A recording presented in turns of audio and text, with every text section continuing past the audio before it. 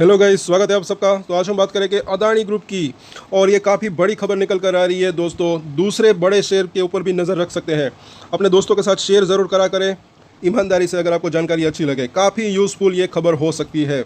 और इन सभी शेयरों के ऊपर हम डेली टेक्निकल चार्ट और F&O के अंदर एनालिसिस करते हैं। तो अगर आपकी इसके अंदर होल्डिंग है और इन शेयरों के अंदर, तो सब्सक्राइब ज़रूर करें हमारे चैनल को। अपने दोस्तों के साथ, जो भी लोग फैमिली मेम्बर्स जुड़े हुए हैं, फ्रेंड्स शेयर मार्केट के अंदर, उसके साथ शेयर ज़रूर करें।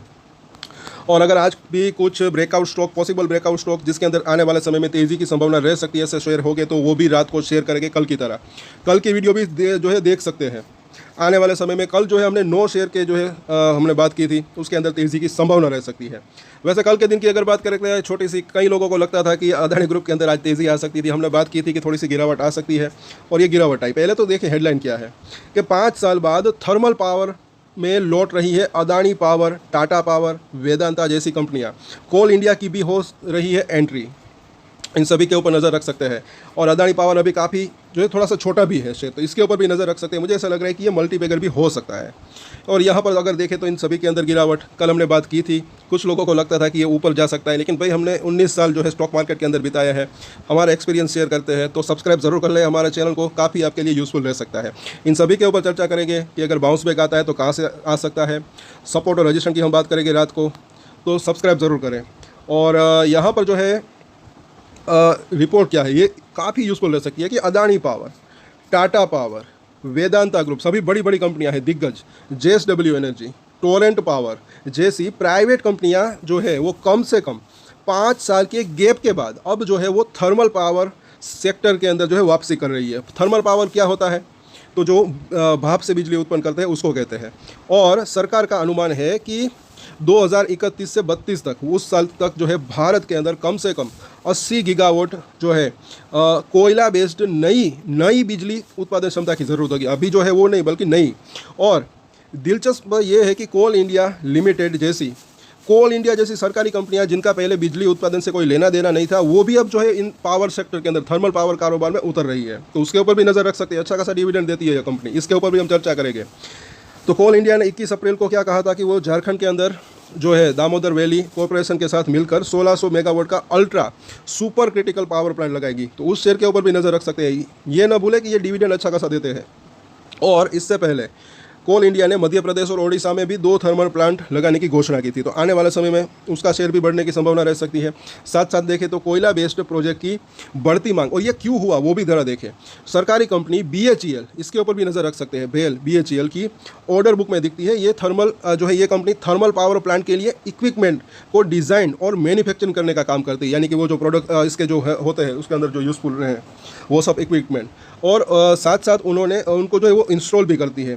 तो बिजली क्षेत्र में BHEL की ऑर्डर बुक वित्त वर्ष 2025 के अंदर 63% बढ़कर कितनी रही? 1.5 लाख करोड़ से भी ज़्यादा। पिछले साल ये 96,000 करोड़ के आसपास थी। तो BHEL के ऊपर नज़र रख सकते हैं। अब अदानी पावर का प्लान क्या है ये ज़रा देखें। तो अदानी पावर ने 30 अप्रैल को अपने निवेशकों को मतलब कि जो है इन्फॉर्म किया था कि वित्त वर्ष 2032 तक ये जो है 13 गीगावाट थर्मल पावर को ऐड करेंगे। और इसका लक्ष्य क्या है? पहले अभी इसकी कैपेसिटी 17.5 गीगावाट है, और वो जो है 30 गीगावाट से भी ज़्यादा की अपनी कैपेसिटी का जो है उसका लक्ष्य है। अगर ये हो जाता है तो उसका अर्निंग अच्छा खासा, मुझे ऐसा लग रहा है कि बढ़ सकता है, और शेयर के अंदर भी अच्छी तेज़ी की संभावना रह सकती है। अभी ये समझिए कि उन्होंने जो कंपनियां खरीदी है, अपनी कैपेसिटी को इंक्रीज़ किया है, उनका रिफ्लेक्शन जो है आने वाले समय में देखने को मिल सकता है। अभी जो बांग्लादेश की वो पैसे बकाया है, कुछ और भी है, तो उस वजह से शेयर जो है थोड़ा सा स्टक है, थोड़ा सा एक रेंज बाउंड है। लेकिन उसमें भी सपोर्ट और रजिस्ट्रेशन के ऊपर नज़र बना कर रख सकते हैं। शॉर्ट टर्म में भी मुनाफा कमाने की संभावना रह सकती है। नीचे आता है तब नज़र रख सकते हैं, ऊपर जाता है तब बेचने की सोच सकते हैं। शॉर्ट टर्म निवेशक जो है उस तरीके से, और ऐसा मुझे लग रहा है। बाकी अब लॉन्ग टर्म की बात करें तो एक अच्छी तेज़ी की संभावना रह सकती है। और आगे देखें तो उसका क्या है, प्रेजेंटेशन के अंदर उन्होंने क्या कहा, तो थर्मल पावर की जो है बढ़ती जो है अर्थव्यवस्था के लिए जो है बेस्ड लोन सप्लाई प्रदान करना जो है वो जारी रखेंगे। और ये जो है भारत की पीक डिमांड को पूरा करने में एक महत्वपूर्ण भूमिका निभाएगी। और पीक डिमांड वित्त वर्ष 32 तक जो है 388 गीगावाट तक पहुँच सकती है टोटल अगर बात करें। और इस पॉइंट को ज़रा देख लेते हैं यहाँ पर कि कड़े होने वाले कंपनियों में फॉरेन ओनरशिप के नियम और बन सकती है एक नई कैटेगरी। तो ये तो मतलब कि दूसरी एक खबर थी, ये इसके रिलेटिव नहीं है। लेकिन यहाँ पर अगर देखें कि टाटा पावर के सीईओ ने क्या कहा, अब ये भी ज़रा देख लेते हैं कि टाटा पावर के सीईओ और मैनेजिंग डायरेक्टर प्रवीण सिन्हा का कहना है कि कंपनी का कोयला बेस्ड बिजली उत्पादन क्षमता से बाहर निकलकर पूरी तरह से क्लीन एनर्जी सोर्सेज पर फोकस करने के फैसले पर फिर से सोचना वक्त और देश की ज़रूरत से अधिक जुड़ा हुआ है। और उनके मुताबिक जो है 2031-32 तक जो है 2400 घंटों के लिए रिन्यूएबल एनर्जी की ग्रोथ जो है वो देश की बढ़ती ऊर्जा मांग के रूप में जो है रहने की संभावना नहीं है।